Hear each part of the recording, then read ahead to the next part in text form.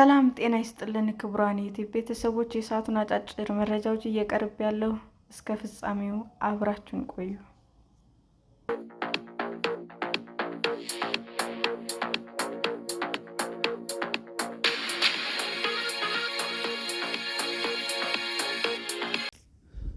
ኢትዮጵያ በ4 የአፍሪካ ሀገሮች የመርከብ ንግድ አገልግሎት የሚሰጥ ድርጅት ልታቋቋም መሆኑ ተገለጸ። በሚቀጥሉት 5 ዓመታት በትንሹ በ4 የአፍሪካ ሀገሮች ውስጥ የመርከብ ንግድ አገልግሎት የሚሰጥ ድርጅት ለማቋቋም ማቀዱን የኢትዮጵያ የባህር ትራንስፖርት ሎጂስቲክስ አስታወቀ። ኢባቶል ይህንን የገለጸው 3 ዓመታት የፈጀውን የአይሶ 9001:2015 የጥራት ሥራ አመራር ስርዓት ትግበራ የእውቅና ሰርተፍኬት የካቲት 5 ቀን 2018 ዓ.ም ሲያገኝ ነው።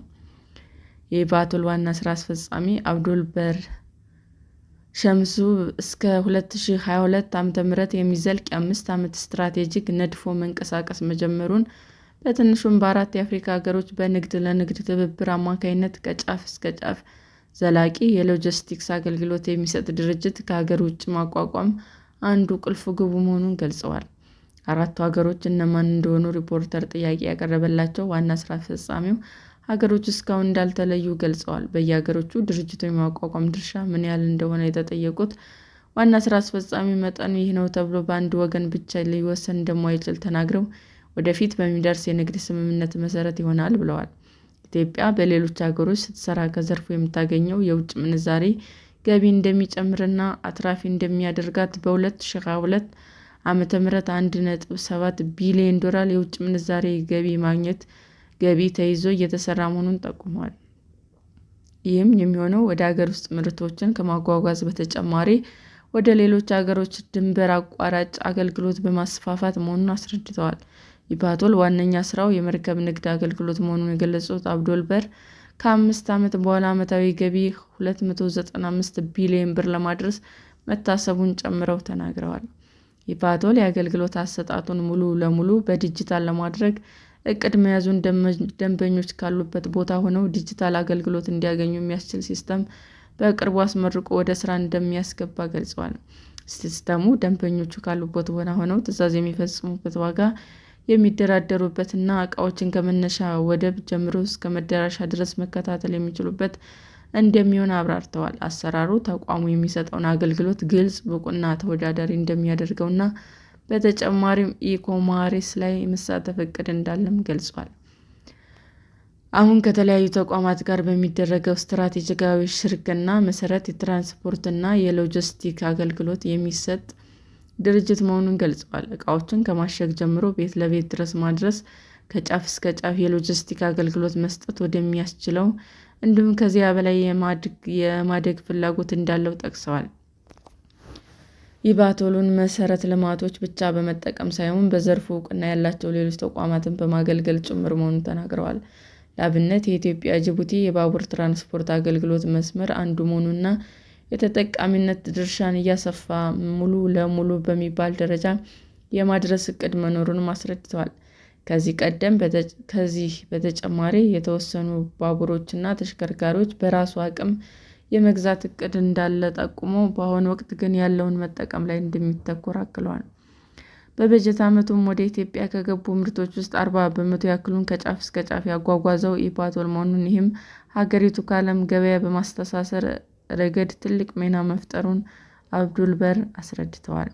ዘንድሮ ወደ 800,000 ቶን የአፈር ማዳበሪያ ለማጓጓዝ ታቅዶ 1.2 ሚሊዮን ቶን ማስገባት መቻሉን፣ አፈጻጸሙም 160% መሆኑን ጠቁመዋል። ጅቡቲ የደረሰውን የማዳበሪያ ጭነትም 84% የሚሆነው በተሽከርካሪ እንዲሁም ቀሪውን 16% ደግሞ በባቡር ወደ ኢትዮጵያ ማስገባት መቻሉን አስረድተዋል።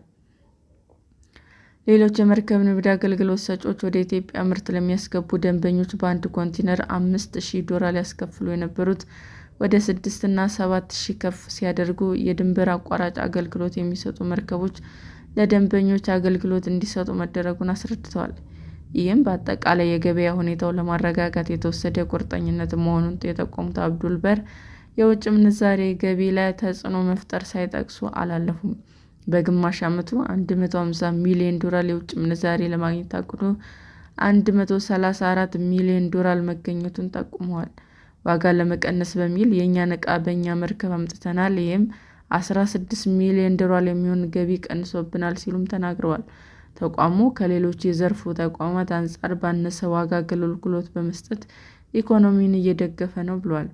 በቀይ ባህር ቀጠና ውጥረቶች ሲፈጠሩ ሌሎች የጭነት አገልግሎት ሰጪ መርከቦች ሲዩዝ ካናልን አንሻገርም በማለት በወደቦች የያዙትን ዕቃ እንደሚያራግፉ፣ ኢባቶል ግን ቀረብ ባሉ መርከቦች አማካኝነት ዕቃውን የማምጣትና እዚያው እንዳይቀር የማድረግ ሥራ ማከናወኑን አብራርተዋል።